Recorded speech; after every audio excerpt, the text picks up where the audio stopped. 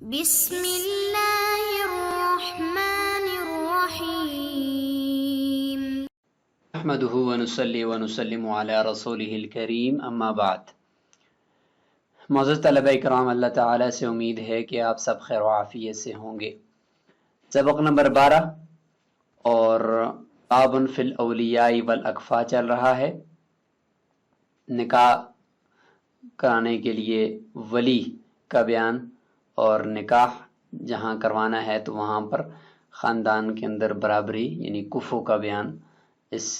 باب کے اندر آئے گا۔ تو ابھی تک ہم ولی سے متعلق گفتگو کر رہے ہیں۔ سبق میں بات کریں گے ولایت نکاح کس کو حاصل ہوگی۔ لڑکی ہے مثلا تو وہ بالغہ ہے یا نابالغہ ہے، باکرہ ہے یا ثیبہ ہے، تو ان چاروں صورتوں کے اندر اس کا جو ولی ہے، پہلے تو وہ ولی کون ہو، باپ ہو، بیٹا ہو، اگر وہ اس نے پہلے شادی کی ہوئی ہے تو بیٹا ہوگا یا بھائی ہوگا یا چاچا ہوگا، کون ہوگا۔ اور دوسری یہ بات کہ ولایت نکاح کی کس پر حاصل ہوگی، یعنی وہ لڑکی کون سی ہو کہ جس کے اوپر ولایت نکاح حاصل ہو، یعنی بالغہ پر حاصل ہوگی یا نہیں ہوگی، سیبہ پر حاصل ہوگی یا نہیں ہوگی، باکرہ پر حاصل ہوگی یا نہیں ہوگی۔ تو اس حوالے سے ائمہ کے اقوال ہم جانتے ہیں۔ سب سے پہلے بات کرتے ہیں ولایت نکاح کس کو حاصل ہوگی، ولی کون ہوگا، تو اس حوالے سے ائمہ کے اقوال جانتے ہیں۔ نمبر 1 امام شافعی رحمہ اللہ، ان کے نزدیک ولایت نکاح کرانے کا اختیار وہ صرف باپ اور دادا کو حاصل ہوگا، باقی کو نہیں ہوگا۔ امام مالک رحمہ اللہ فرماتے ہیں کہ صرف باپ کو ولایت نکاح حاصل ہوگی، اس کے علاوہ باقی کسی رشتہ دار کو حاصل نہیں ہوگی۔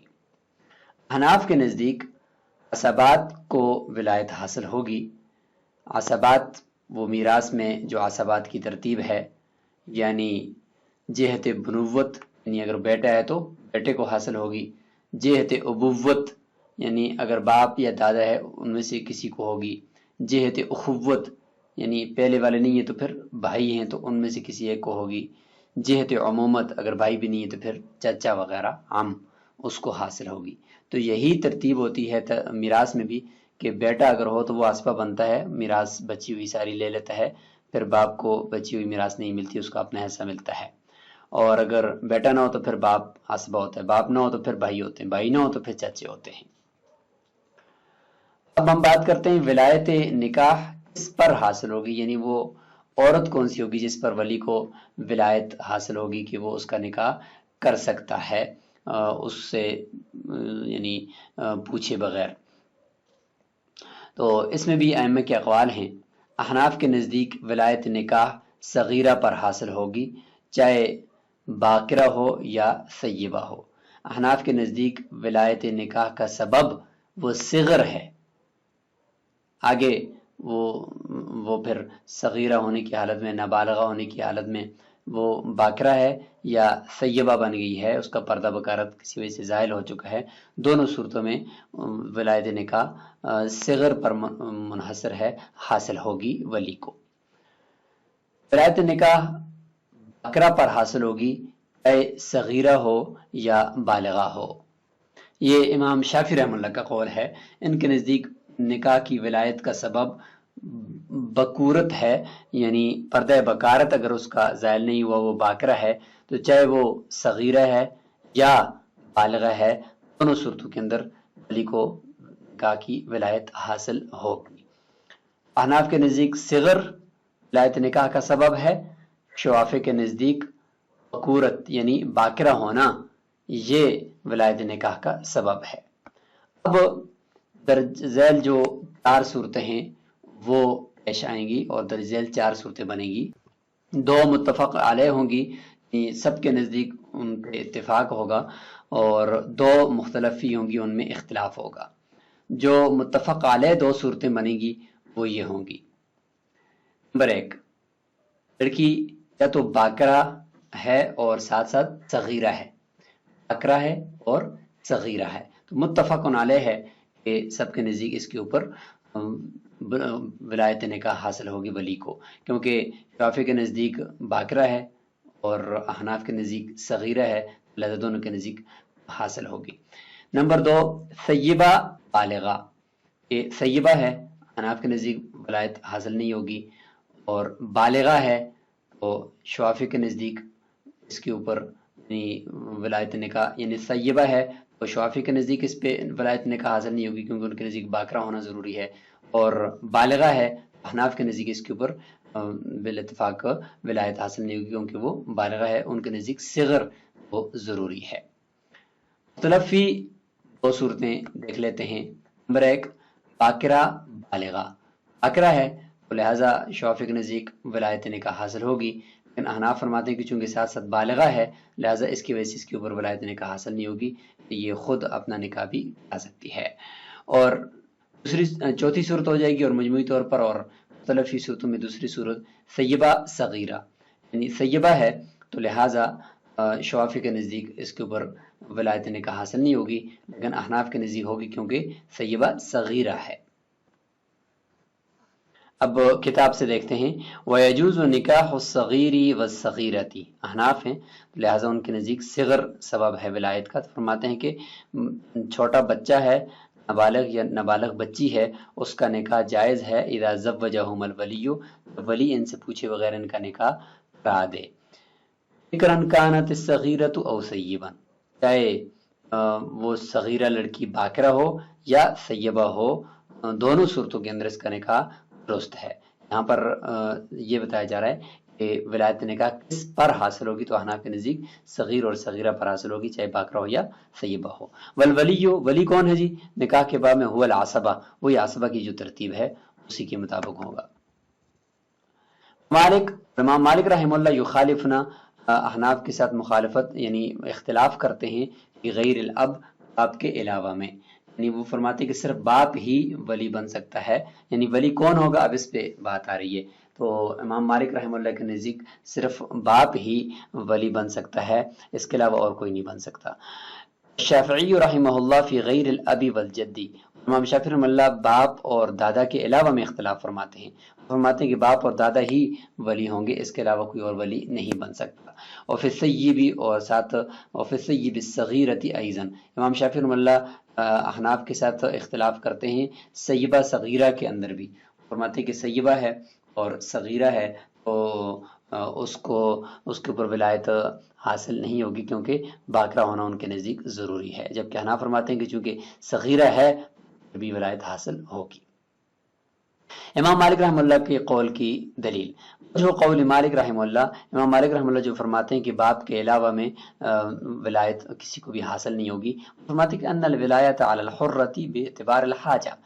آزاد عورت ہو اس کے اوپر بھی ولایت کا حاصل ہونا یہ حاجت کے لیے ہوتا ہے کہ اس کی شہوت ہے اور وہ شاید اس میں فیصلہ صحیح طریقے سے نہ کر پائے اور آگے جگہ کا انتخاب صحیح نہ کر پائے، تو لہذا ولی کا ہونا اس کے اوپر ایک ضرورت کے تحت اس کے اوپر کر دیا گیا۔ لیکن فرماتے ہیں کہ ولا حاجت لنظام الشہوہ، جب عورت ہے ہی نابالغ، اس کو شہوت ہی نہیں آ رہی، لذت ہی نہیں آ رہی، تو اس کے منعدم ہونے کی وجہ سے یہ حاجت بھی نہیں ہے، کیونکہ جب اس کو شہوت آئے گی تو پھر ضرورت پڑے گی کہ کہیں غلط فیصلہ نہ کر لے، لیکن جب تک شہوت نہیں ہے تو اس چیز کا خطرہ بھی نہیں ہے، لہٰذا پھر تو امام مالک رحمہ اللہ کے نزدیک کسی ایک کو بھی ولی نہیں ہونا چاہیے، نہ باپ کو اور نہ کسی اور کو۔ اشکال ہو گیا امام مالک رحمہ اللہ پر، اس کو جواب دیتے کہ الا ان ولایت الاب ثبتت نصا خلاف القیاس، کیونکہ باپ کی ولایت نص سے ثابت ہے خلاف قیاس، کیونکہ حضرت ابوبکر صدیق رضی اللہ عنہ نے 6 سال کی عمر میں حضرت عائشہ رضی اللہ عنہ کا نکاح حضور صلی اللہ علیہ وسلم کے ساتھ پڑھایا ہے، تو اس سے پتہ چلتا ہے کہ باپ جو ہے وہ صغیرہ کا نکاح کرا سکتا ہے، لہٰذا جب باپ کی ولایت نص سے ثابت ہوگی ہے خلاف قیاس ہے، قیاس کا تقاضا تو یہ نہیں ہے کہ باپ اس کی ولایت کرتا، لیکن نص سے ثابت تو لہٰذا ہم مانیں گے، تو امام مالک رحمہ اللہ فرماتے ہیں کہ صرف باپ کی ولایت کو ہم اس سے ثابت کر لیں گے۔ والجد، اور جہاں تک دادا کی بات ہے تو لیس فی معنی ہو، وہ باپ کے معنی میں نہیں ہے کیونکہ وہ اس کی شفقت کم ہوتی ہے بنسبت باپ کے، لا یلحق به، بس اس کو باپ کے ساتھ ملحق نہیں کیا جائے گا امام مالک رحمہ اللہ کے نزدیک۔ قلنا، اس کا جواب یہیں پر احناف کی طرف سے دیا جا رہا ہے کہ لا، آپ کی یہ بات درست نہیں ہے کہ یہ خلاف قیاس ہے، بل هو موافق للقیاس، کیونکہ یہ قیاس کے موافق ہے، باپ کی ولایت کیا اس کے موافق ہے. کیا دلیل ہے جی؟ کہ لأن النکاح یتضمن المصالح، لیکن نکاح جو ہوتا ہے وہ شہوت کے ساتھ ساتھ بہت سارے مصالح اور فوائد کو مشتمل ہوتا ہے، جیسے کہ عورت کے لیے رہن سہن، کپڑا اور نان نفقہ، اور وہاں پر اس خاندان کو دیکھنا کہ وہاں پہ عورت گزارا کیسے کرے گی، تو یہ مصالح ہوتے ہیں. اس طریقے سے لڑکا اور اگر برابر کا ہے، کفو کا ہے، تو لڑکے کے بھی ہوتے ہیں کہ بھئی لڑکا کسی بے دین عورت کے ساتھ نکاح تو نہیں کر رہا کہیں، تو اس کے بھی مسائل ہوتے ہیں. تو بہت سارے مصالح کو شامل ہوتا ہے نکاح. ولا تتوفر الا بین المتکافئین عادتاً، تو یہ سارے کے سارے مصالح حاصل نہیں ہو سکتے مگر دو برابر کے خاندان، دو برابر کے جوڑے کے ساتھ، یعنی لڑکے اور لڑکی دونوں برابر خاندان کے ہوں. اچھا، جب برابر کے ہوں تو اب اس برابر کا رشتہ کون تلاش کرے گا؟ لڑکی تو ظاہر ہے نہ تجربہ کار ہے. فرماتے کہ ولا یتفق الکفؤ فی کل زمان، ہر زمانے کے اندر کفو برابر نہیں آتا، بھئی یہ ہمارے کفو کا ہے، برابری کا ہے. فاثبتنا الولایت فی حالت الصغر، پس ہم نے صغر کو سبب بنا دیا ولایت کا. پس اگر لڑکی چھوٹی ہے، چاہے سیبہ ہے یا یہ باکرہ ہے، دونوں صورتوں کے اندر ولایت کو ہم نے ثابت کر دیا کہ کہیں غلط فیصلہ نہ کر لے. احرازا للکفو، برابری کی کو محفوظ کرنے کے لیے، تاکہ برابری کے اندر رشتہ ہو جائے. یہاں تک امام مالک رحمہ اللہ کو جواب ہو گیا. اب امام شافعی رحمہ اللہ جو باپ اور دادا کے علاوہ کسی کو ولایت نکاح نہیں دیتے، ان کی دلیل ان النظر لا یتم بالتفویض الی غیر الاب والجد، فرماتے ہیں کہ شفقت وہ باپ اور دادا کے علاوہ کی طرف ولایت نکاح کو سونپنے اور تفویض کرنے سے عام نہیں ہوتی، کیونکہ ان کی شفقت کم ہوتی ہے نسبت باپ اور دادا کے، لقصور شفقت ہی، کہ ان کی شفقت کم ہوتی ہے، بودی قرابتی، اور دوسرے کی قرابت بھی دور کی ہوتی ہے کہ بھائی ہے یا چچا ہے تو وہ بنسبت باپ اور دادا کے ذرا دور قرابت کے ہیں، اس لیے ان کی شفقت بھی کم ہوگی. اور شفقت ہی کی وجہ سے اور بچوں کے ساتھ پیار ہی کی وجہ سے، نرمی ہی کی وجہ سے تو ولایت دی جاتی ہے تاکہ اچھی جگہ پہ رشتہ کروائیں، اور ان کے دور ہونے کی وجہ سے شاید یہ رشتہ اچھی جگہ نہ کروائیں. ولہذا لا یملک التصرف فی المال مع انہ ادنی رتبۃ، امام شافعی رحمہ اللہ دلیل دے رہے ہیں کہ اسی وجہ سے کہ ان کی شفقت کم ہوتی ہے، یعنی باپ دادا کے علاوہ کے جو عصبات ہیں، تو اسی وجہ سے وہ اس نابالغ بچے یا بچی کی مال کے اندر تصرف کرنے کی ملکیت نہیں رکھتے، حالانکہ مال کا رتبہ بھی کم ہے نسبت نفس کے اوپر کے رتبے کے. فلا ان لا یملک التصرف فی النفس انہ اعلی اولا، بس ان کا نفس کے اندر تصرف کا مالک نہ ہونا، یعنی باپ دادا کے علاوہ باقی ورثاء کا یا باقی اولیاء کا نفس کے اندر، یعنی کسی کے نکاح کے اندر اس کے نفس کے اندر ہی ولایت ہوتی ہے نا، اس کا مالک نہ ہونا، حالانکہ نفس کے اندر تصرف تو زیادہ اعلیٰ ہے مال سے، تو اس کے اندر بطری کے اولا مالک نہیں ہونا چاہیے ان کو تصرفات کا. ولنا، احناف یہاں پہ جواب دے رہے ہیں امام شافعی رحمہ اللہ کو کہ ان القرابۃ داعیۃ الی النظر، ماتے کہ جو ولایت دی جاتی ہے نا ولی کو، تو وہ شفقت کی پیش نظر دی جاتی ہے کہ چونکہ یہ قریبی ہے، رشتہ دار ہے، تو اس شفقت کی وجہ سے اس کو والی بنا دو. فرماتے ہیں کہ جو رشتہ داری ہے وہ داعیۃ الی النظر، اور ان کا رشتہ دار ہونا اس بچی کا وہ شفقت کی طرف دعوت دیتا ہے کہ ان کی شفقت بہرحال موجود ہے. تو جب نفس شفقت موجود ہے بھائی کی بھی، چاچا کی بھی، باپ اور دادا کے علاوہ میں، کما پھر ابھی جد جس طریقے باپ اور دادا کے اندر ہوتی ہے، تو لہٰذا ان کو ولایت دے دو. اب زیادہ سے زیادہ یہ ہو سکتا ہے کہ ان کے اندر جو شفقت ہے وہ باپ اور دادا کی بنسبت کم ہے، تو اس کمی کا علاج تو ہمارے پاس ہے، اس کا تدارک ہمارے پاس ہے. وہ کیا ہے کہ وما فیہ من القصور، ان کے اندر جو کمی ہے شفقت کی اور محبت کی، تو اظہرناہ فی سلب ولایت الالزام، ان کی ولایت کے لازم کرنے کو ہم نے سلب کر دیا ہے، اور ان کی اس کمی کو ہم نے یہاں پر ظاہر کر دیا ہے. کیسے کہ یہی لڑکی یا بچی یا بچہ جن کا نکاح باپ دادا کے علاوہ دوسرے ولی نے کروایا ہے، جب یہ لڑکی بالغ ہو جاتی ہے تو اس کے بعد وہ دیکھے کہ میرا نکاح اگر صحیح جگہ پہ کروایا ہے ٹھیک ہے، ورنہ وہ اس نکاح کو فسخ بھی کر سکتی ہے. اس کو خیار بلوغ کہتے ہیں، جس کا ذکر ابھی ہم کرنے جا رہے ہیں. خلاف تصرف فی المال لأنہ یتکرر، یہ امام شافعی رحمہ اللہ کا جواب ہے جو انہوں نے ایک مسئلے کے اوپر قیاس کیا تھا کہ مال کے اندر تصرف نہیں کر سکتے باپ و دادا کے علاوہ دوسرے ولی، اس سے پتہ چلتا ہے کہ وہ نکاح کے اندر بھی تصرف نہیں کر سکتے کیونکہ وہ نفس کے اندر ولایت ہے. جب مال کی ولایت کے اندر وہ نہیں کر سکتے تصرف، تو لہٰذا نفس کی ولایت کو بھی وہ استعمال نہیں کر سکتے. اس کا جواب دیتے ہیں کہ بخلاف التصرف فی المال، خلاف مال کے اندر تصرف کرنے کے، لأنه يتکرر، کیونکہ مال کے اندر تصرف کے اندر تکرار ہو جاتا ہے. کیا مطلب کہ ایک دفعہ اگر یہ مال نابالغ بچے کا بیچیں گے اور وہ مال پھر آگے مشتری کسی اور کو بیچے گا، پھر آگے مشتری کسی اور کو بیچے گا، کرتے کرتے وہ مال ان کی ملکیت سے بہت دور چلا جائے گا. اب اس کی واپسی کی کوئی ترتیب نہیں بن سکتی. تو اس لیے فرماتے ہیں فلا یمکن تدارک الخلل، یہ جو خلل آیا کہ اگر انہوں نے سستا مال بیچ دیا یا نقصان اور گھاٹے کے ساتھ بیچ دیا تو اس کا تدارک ممکن نہیں ہے، کیونکہ وہ مال تو آگے جائے گا، مشتری سے آگے نکل جائے گا. تو فلا تفید الولایت الا ملزمۃ، بس یہ ولایت فائدہ نہیں دیتی مگر صرف لازم ہی کرنے کا، وہ لازم ہی ہو جاتی کیونکہ مال تو ملکیت سے نکل جائے گا، اب اس کو کیسے واپس لائیں. ومال قصوری، اور ادھر سے شفقت بھی باپ اور دادا کے علاوہ دوسرے والیوں کی کم ہے، تو ہو سکتا ہے کہ انہوں نے نقصان کے ساتھ وہ مال فروخت کر دیا ہو نابالغ کا، تو لا یثبت ولایت الالزام، بس لازم کرنے کی جو ولایت ہے وہ ثابت ہی نہیں ہوئی. سرے سے ہم نے کہا کہ مال کے اندر تصرف ہی نہ کر سکو کیونکہ اب اس کا تدارک بعد میں ممکن نہیں ہے. اور جہاں تک بات نفس کے اندر تصرف کرنے کی ہے اس کا تدارک ممکن ہے، وہ یہ ہے کہ بالغ ہو کر بچے اس کا تدارک کر سکتے ہیں، اگر پسند آ گئی جگہ تو ٹھیک ہے، ورنہ وہاں سے وہ اپنے نکاح کو فسخ بھی کر سکتے ہیں. تو اس لیے ہم نے وہاں پر ولایت دے دی، لیکن مال کے اندر تصرف کی ولایت ان کو نہیں تھی. امام شافعی رحمہ اللہ نے دوسرا مسئلہ جس میں احناف کے ساتھ اختلاف فرمایا ہے وہ یہ ہے کہ سیبہ صغیرہ، لڑکی ہے، سیبہ ہے، باکرہ نہیں ہے، صغیرہ ہے، بالغہ نہیں ہے، اس کے اندر بھی وہ فرماتے ہیں کہ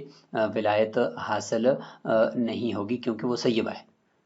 تو احناف فرماتے ہیں کہ نہیں، وہاں پر ولایت حاصل ہوگی کیونکہ صغیرہ ہے. تو اس کی دلیل امام شافعی رحمہ اللہ کی وجہ قولہ فی المسئلہ الثانیہ، دوسرے مسئلے کے اندر امام شافعی رحمہ اللہ کے قول کی دلیل کہ ان الثیابۃ سبب لحدوث الرأی، ثیابہ یہ عوامی زبان میں ذکر کرتی ورنہ لغت میں یہ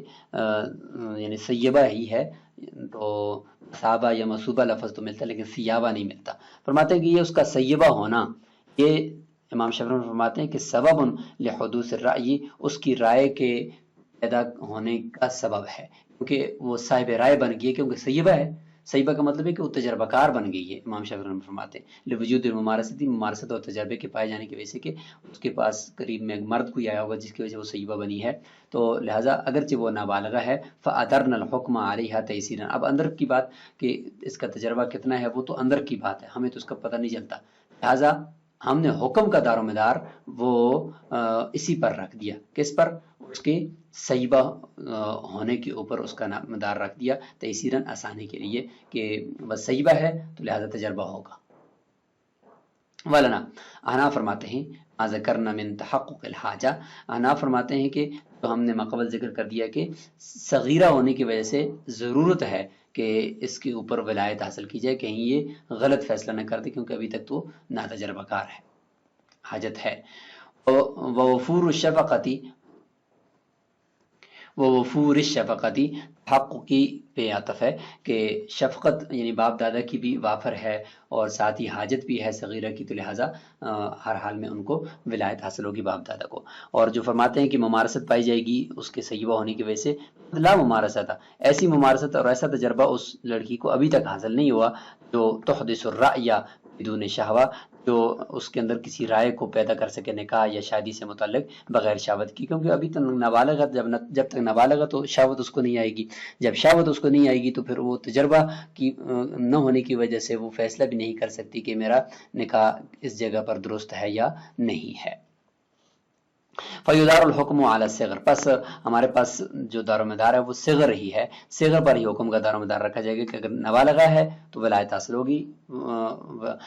ولی کو اور اس کا نکاح کرا سکتا ہے اس کی اجازت کے بغیر، اور اگر صغر نہیں ہے، بالغہ ہو چکی ہے تو پھر ولایت حاصل نہیں ہوگی. ثم الذی یؤید کلامنا، احناف فرماتے ہیں کہ ہمارے کلام کو، ہمارے اس مسئلے کو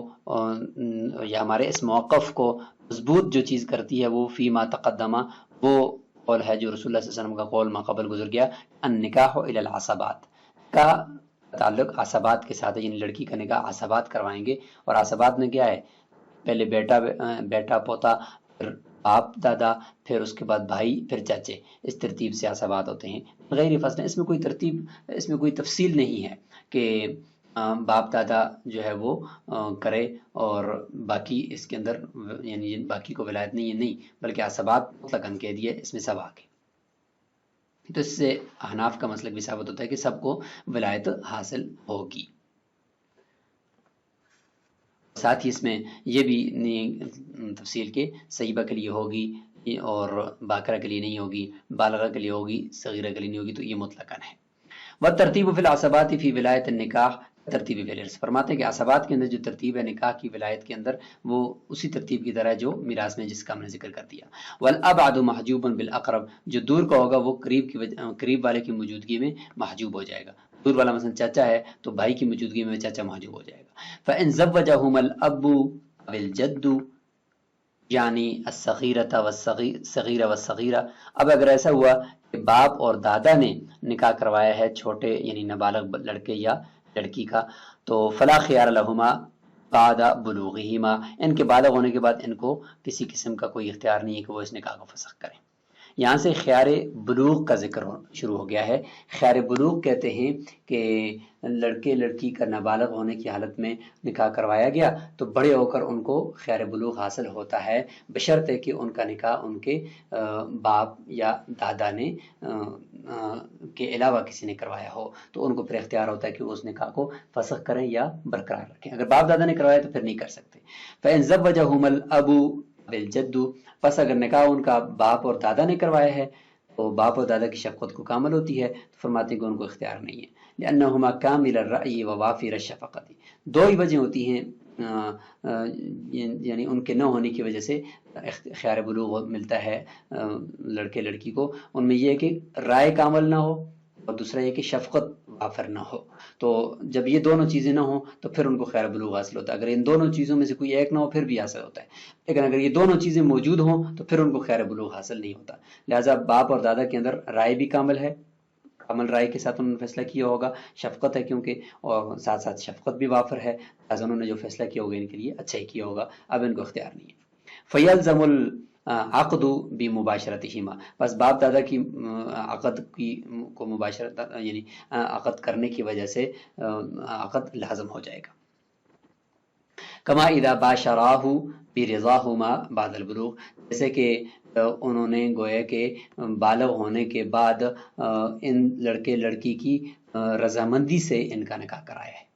ایسا ہی ہوگا جیسے رضامندی سے کروایا ہے، یہاں پر بھی ایسا ہے کہ ان کے نابالغ ہونے کے بعد جو ان کا نکاح کروایا ہے نافذ ہو جائے گا۔ لیکن وَإِن زَوَّجَهُمَا غَيْرُ الْأَبِ وَالْجَدِّ، اگر باپ اور دادا کے علاوہ کسی دوسرے ولی نے ان کا نکاح کروایا ہے تو ان کی شفقت چونکہ ناقص ہے، کم ہے، تو لہذا فَلِكُلِّ وَاحِدٍ مِنْهُمَا الْخِيَارُ إِذَا بَلَغَ، لڑکے اور لڑکی میں سے ہر ایک کو اختیار ہے کہ وہ بالغ ہونے کے بعد خود فیصلہ کریں کہ ہمارا یہ نکاح درست ہے یا نہیں ہے۔ ان شاء اقام علی النکاح، چاہے تو لڑکا وہ نکاح کو قائم کرے رکھے، وہ ان شاء فسخ، اور چاہے تو فسخ کر دے۔ یہ طرفین کا قول ہے۔ امام ابو یوسف رحمہ اللہ فرماتے ہیں لا خیار لہما، ان کو کسی قسم کا کوئی اختیار نہیں ہوگا نکاح کو فسخ کرنے کا۔ وہ قیاس کرتے ہیں باپ اور دادا کے اوپر کہ باپ اور دادا جب کرتے ہیں تو اس صورت میں جب ان کو نکاح کے فسخ کرنے کا اختیار نہیں ہوتا، اس صورت میں بھی نہیں ہوگا کہ باپ اور دادا کے علاوہ اگر کوئی کروائے۔ لہما، طرفین کی دلیل ان قرابت الاخ ناقصۃ،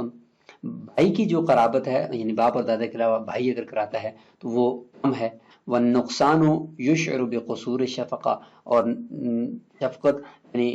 ان کی جو رشتہ داری ہے وہ دور کی ہے باپ اور دادا کے مقابلے میں، تو یہ کم ہونا اس کا یہ دلالت کرتا ہے، خبر دیتا ہے شفقت کے بھی کم ہونے کی۔ جتنی رشتہ داری کم ہوگی تو اتنا اس لڑکی اور لڑکے کے ساتھ ان کی محبت اور شفقت بھی کم ہوگی۔ تو لہذا فَيَتَطَرَّقُ الْخَلَلُ إِلَى الْمَقَاصِدِ عَسَى، پس مقاصد کی طرف ہو سکتا ہے کہ خلل نے راستہ لے لیا ہو اور خلل واقع ہو گیا ہو۔ یہ عَسَى يَتَطَرَّقَ الْخَلَلُ إِلَى الْمَقَاصِدِ، عبارت اس طرح ہے، لہذا عَسَى کو آگے لے کر چلے گئے ہیں۔ وَالتَّدَارُكُ مُمْكِنٌ، اچھا تدارک بھی ممکن ہے، اس طرح کہ بخیار الادراک، یعنی ان کی بلوغت کی عمر کو پانے کے ساتھ جو اختیار ہم ان کو دیتے ہیں جس کا نام ہے خیار بلوغ، تو وہ ہم دے رہے ہیں، لہٰذا اس سے تدارک ممکن ہے، تو اس لیے ہم کہتے ہیں کہ ٹھیک ہے نکاح وہ کرا دیں، لیکن بعد میں تدارک ممکن ہے تو لہٰذا ٹھیک ہے، تو اس لیے طرفین فرماتے ہیں کہ بعد میں ان کو خیر بلوغ حاصل ہوگا، جبکہ امام ابو یوسف فرماتے ہیں کہ نہیں، ان کو حاصل نہیں ہوگا۔ وَإِطْلَاقُ الْجَوَابِ فِي غَيْرِ الْأَبِ وَالْجَدِّ يَتَنَاوَلُ الْأُمَّ وَالْقَاضِي۔ امام قدوری رحمہ اللہ نے جو فرمایا نا کہ اگر ان کا نکاح باپ اور دادا کے علاوہ کسی نے کروایا ہے تو پھر ان کو خیر بلوغ حاصل ہوگا، تو باپ اور دادا کے علاوہ کے اندر جو ہے امام مرغینانی یعنی صاحب ہدایہ فرماتے ہیں کہ اطلاق الجواب، اس جواب کو مطلق چھوڑنے میں یعنی باپ اور دادا کے علاوہ میں یتناول الامہ والقاضیہ، یہ جواب کا مطلق ہونا قاضی کو بھی اور ماں دونوں کو شامل ہے، یعنی ماں اگر نکاح کرواتی ہے نابالغ کا تو اس کی صورت میں بھی باپ ان کو بالغ ہونے کے بعد خیار بلوغ حاصل ہوگا، اور قاضی اگر کراتا ہے نکاح ان کا اس کو بھی اس کی صورت میں بھی ان کو بالغ ہونے کے بعد خیار بلوغ حاصل ہوگا۔ وہ صحیح من الروایہ، یعنی صحیح اور راجح روایت یہی ہے، لقصور الرأی فی احدہما، کیونکہ ان میں سے ایک کی تو رائے ناقص ہے، وہ کیا ہے؟ ماں، ظاہر عورت ہے تو اس کی رائے ناقص ہوگی، وہ سوچ سمجھ کر شاید فیصلہ نہ کر رہی ہو، اور دوسرا جو ہے وہ نقصان شفقت فی الآخر، قاضی کے اندر شفقت کم ہے کہ وہ تو نہیں دیکھے گا کہ یہ لڑکا کس کا ہے یا یہ بچہ کس کا ہے، وہ تو اس کا رشتہ دار تو نہیں ہے، وہ اپنی مرضی سے فیصلہ کرے گا، لہٰذا فیتخیر، اس صورت کے اندر لڑکے لڑکی کو باقاعدہ خیار بلوغ حاصل ہوگا کہ بالغ ہونے کے بعد وہ خود فیصلہ کریں۔ دو ہی چیزیں ہوتی ہیں، ایک رائے کا کامل ہونا اور دوسرا شفقت کا وافر ہونا، وہ دونوں میں سے ماں کے اندر ایک کام ہے رائے اور قاضی کے اندر دوسری نہیں ہے، یعنی ماں کے اندر رائے ناقص ہے اور قاضی کے اندر شفقت وافر نہیں ہے، فیتخیر، پاس اس صورت میں اختیار ملے گا۔ اچھا، یہ جو خیار بلوغ حاصل ہوگا فرماتے ہیں کہ اس کے اندر قاضی کا فیصلہ شرط ہے، قاضی کے فیصلہ کے ذریعے سے ان کے درمیان یعنی اپنے نکاح کو یہ فسخ کر سکتے ہیں، ورنہ گھر بیٹھے یہ فسخ نہیں کر سکتے۔ وَيُشْتَرَطُ فِيهِ الْقَضَاء، اس کے اندر قضاء کا ہونا ضروری ہے، شرط ہے، بخلاف خیار العتق، بخلاف خیار عتق کے لڑکی باندھی تھی، اس کا نکاح کسی لڑکے کے ساتھ ہو گیا تو اس لڑکے کو اس باندھی کے اوپر 2 طلاقوں کا اختیار تھا، صرف 2 طلاقوں کا اختیار تھا، اور عدت بھی 2 حیض تھی، تو فرماتے ہیں کہ جب یہ لڑکی آزاد کر دیا مولا نے تو اب آزاد ہونے کی وجہ سے اس لڑکی کے شوہر کو 3 طلاقوں کا اختیار مل گیا، پہلے 2 کا تھا اب 3 کا مل گیا، گویا کہ عورت کے اوپر مزید اختیار حاصل ہو گیا شوہر کو۔ تو اس صورت میں خیر عتق لڑکی کو شریعت نے دیا ہے، ہاں آپ کے اوپر تو شوہر کو 3 طلاقوں کا حق مل گیا، اب آپ بھی آزاد ہو چکی ہیں، لہٰذا آپ دیکھیں کہ آپ اس کے بعد رہنا چاہتی ہیں یا نہیں چاہتی۔ تو یہ جو خیار عتق لڑکی کو حاصل ہوتا ہے تو فرماتے ہیں کہ اس کے اندر فیصلے کی ضرورت نہیں ہے۔ اب فرق کیا ہے؟ بیدی طور پر یہ بات یاد رکھیں کہ جہاں پر دوسرے کے اوپر کوئی چیز لازم کرنے کی بات آ رہی ہو تو لازم کرنے کا کام جو ہوتا ہے وہ قاضی کا ہوتا ہے، کوئی انسان دوسرے کے اوپر کوئی چیز لازم نہیں کر سکتا، ٹھیک ہے، اور جہاں پر کوئی چیز اپنے اوپر سے دور کرنی ہوتی ہے، کسی دوسرے کے اوپر لازم نہیں کرنی ہوتی، اپنے آپ سے دفع کرنی ہوتی ہے، تو وہاں پر قاضی کے فیصلے کی ضرورت نہیں ہے۔ تو یہاں پر اگر اس مسئلے کو آپ اس طریقے سے سمجھیں کہ خیار بلوغ کے اندر قاضی کا فیصلہ ضروری ہے اور خیار عتق کے اندر قاضی کا فیصلہ ضروری نہیں ہے، فرق کیا ہے؟ فرق یہ ہے کہ لأن الفسخ ہا ہونا، خیار بلوغ کے اندر جو نکاح کو فسخ کیا جاتا ہے وہ لدفع ضرر خفی، وہ بہت ہی خفی اور پوشیدہ ضرر کو دور کرنے کے لیے ہوتا ہے۔ پوشیدہ ضرر کیا ہے؟ وہ تمکن الخلل، کہ کہیں نکاح کے مصالح ٹوٹ نہ رہے ہوں، نکاح ایسی جگہ پہ کروایا ہوا ہے کہ کہیں پہ اگر لڑکی کو تکلیف نہ ہو رہی ہو یا لڑکے کو کوئی تکلیف نہ ہو رہی ہو، تو دونوں طرف سے ہوتا ہے، یعنی لڑکے کو بھی نقصان ہو سکتا ہے یا لڑکی کو بھی نقصان ہو سکتا ہے اس کا، اور وہ خفی ہے، بالکل ظاہری طور پر وہ نظر نہیں آ رہا، خفی طور پر ان کو محسوس ہو رہا کہ ہمارا یہاں پہ نقصان ہے شادی کرنا یا کی ہوئی شادی ہے اس کو برقرار رکھنا۔ تو دونوں طرف سے، لڑکے اور لڑکی دونوں کی طرف سے ہوتا ہے، اور خفی ضرر ہے، اس کا کسی کو ظاہری طور پر پتہ نہیں چلتا، اسی وجہ سے کہتے ہیں کہ یہ مذکر کو بھی شامل ہو سکتا ہے، یعنی لڑکے کو بھی یہ ضرر ہو سکتا ہے، بل انثى، اور لڑکی کو بھی ہو سکتا ہے۔ تو لہٰذا فجعل الزاما فی حق الآخر، بس اس میں اس طرح ہوتا ہے کہ ضرر تو ظاہری طور پر نظر نہیں آتا نا، تو اب اگر لڑکی اپنا خیار استعمال کرے گی تو گویا کہ لڑکے کے اوپر کیا کر رہی ہے، کچھ چیز لازم کر رہی ہے. کیا لازم کر رہی ہے کہ بھائی آپ کے ساتھ میری زندگی جو ہے وہ زیادہ نہیں گزر سکتی، لہٰذا آپ کے پاس مطلب یہ چیزیں آپ کے اوپر لازم ہیں. اور لڑکا آگے سے کہہ سکتا ہے کہ بھئی ہمارے پاس تو کوئی ایسا مسئلہ نہیں ہے، آپ ہمارے اوپر ویسے ہی چیز کا الزام دھر رہی ہیں کہ ہمارا مار بھی جائے گا آپ کے پاس، اور آپ نکاح کو بھی فسخ کر رہی ہیں. تو دیکھیں لڑکی کے اوپر ایک چیز لازم کر رہی ہے لڑکی، تو لہٰذا لازم کرنے کے لیے لڑکی گھر بیٹھے لازم کر کے نکاح کو فسخ نہیں کر سکتی. قاضی کے پاس جائے گی، عدالت کے پاس جائے گی، وہاں سے اپنا یہ کام کروائے گی کہ میرا یہاں پہ گزر نہیں ہو رہا. گویا کہ لڑکی کے اوپر کچھ الزام آ رہا ہے، ٹھیک ہے، اس کو لازم کرنا ہے. تو لازم کرنے کا کام قاضی کرتا ہے. تو کیونکہ ضرر پوشیدہ ہے اس لیے لڑکی کے اوپر بظاہر کوئی چیز لازم ہو رہی ہے. اندر سے اگرچہ لڑکی اپنے اوپر سے کوئی چیزوں کو دور کر رہی ہے، پابندیوں کو دور کر رہی ہے اور پریشانیوں کو دور کر رہی ہے، لیکن ظاہری طور پر گویا ہے کہ لڑکے کے اوپر ایک چیز لازم کر رہی ہے کہ بھائی میں آپ کے ساتھ نہیں رہنا چاہتی ہوں، آپ کے اوپر یہ الزام ہے. فَيَفْتَقِرُ إِلَى الْقَضَاءِ، یہ پھر قاضی کی طرف یہ فیصلہ محتاج ہوگا اور قاضی کی طرف اس کو لے کر جانا ہوگا. وَخِيَارُ الْعِتْق، جہاں تک خیار عتق کی بات ہے وہ تو بالکل ضرر جلی ہے. تو وہ فرماتے ہیں کہ وہ خیار عتق لدفع ضرر جلی، وہ ضرر جلی کو دفع کرنے کے لیے، بالکل عام اور بالکل واضح ضرر اور نقصان کو دور کرنے کے لیے ہوتا ہے، اور اس کے اندر دوسرے کے اوپر کوئی چیز بھی لازم نہیں ہوتی. وہ کیا ہے، ظاہر ہے کہ لڑکی پہلے اس کے اوپر 2 طلاقوں کا اختیار تھا لڑکے کو، اور اب اس کے اوپر 3 طلاقوں کا اختیار ہو گیا ہے. تو لہٰذا اب یہاں سے لڑکی اپنے اوپر سے اس 3 طلاقوں کا جو اختیار مضبوط ہو گیا اس کو دفع کرنا چاہتی ہے، اپنے اوپر سے دفع کرتی ہے. لڑکے کے اوپر کوئی چیز لازم نہیں کر رہی کہ وہ پوشیدہ ضرر ہو، اور ظاہری طور پر لڑکے کے اوپر کوئی چیز لازم کرنا مقصود ہو رہا ہو اور اندر سے جو ہے وہ دفع کرنا، ایسا نہیں ہے. بلکہ وہ سب کو پتہ ہوتا ہے کہ بھئی اب پہلے اس کے اوپر 2 طلاقیں تھیں، اب اس کے اوپر 3 طلاقوں کا اختیار ہو گیا. ان 3 طلاقوں کے اختیار کو یہ اپنے اوپر سے ختم کرنا چاہتی ہے، تو شریعت نے اس کو اختیار دیے. تو یہ ایک ضرر جلی کو دور کرنے کے لیے ہوتا ہے. اسی وجہ سے فرماتے ہیں کہ اور وہ ضرر جلی کیا ہے، وہ زیادت الملک علیہا، وہ لڑکی کے اوپر ایک طلاق کی زیادتی کے ساتھ ملکیت کی زیادتی ہے. وَلِهَذَا يَخْتَصُ بِالْأُنْثَىٰ، اسی وجہ سے یہ صرف لڑکی کے ساتھ خاص ہے، لڑکے کو تو کوئی بوجھ بھی نہیں پڑا یہاں پر. تو فَاعْتُبِرَ دَفْعًا، تو لہٰذا اس کو ہم دفع کے طور پر لیں گے، دوسرے کے اوپر کسی چیز کو لازم کرنے کے طور پر نہیں لیں گے. ہم یہ سمجھیں گے کہ لڑکی اپنے اوپر سے جو اس کے اوپر زیادتی ہوئی ہے، یعنی ملکیت کی زیادتی ہوگی ہے شوہر کی طرف سے، اس کو دور کرنا چاہتی ہے، شوہر کے اوپر کوئی چیز لازم نہیں کرنا چاہتی. تو فرماتے ہیں کہ وَالدَّفْعُ لَا يَفْتَقِرُ إِلَى الْقَضَاءِ، کسی چیز کو اپنے اوپر سے دفع کرنا، دور کرنا، یہ قاضی کے فیصلے کا محتاج نہیں ہوتا، وہ آرام سے ہو جاتا ہے.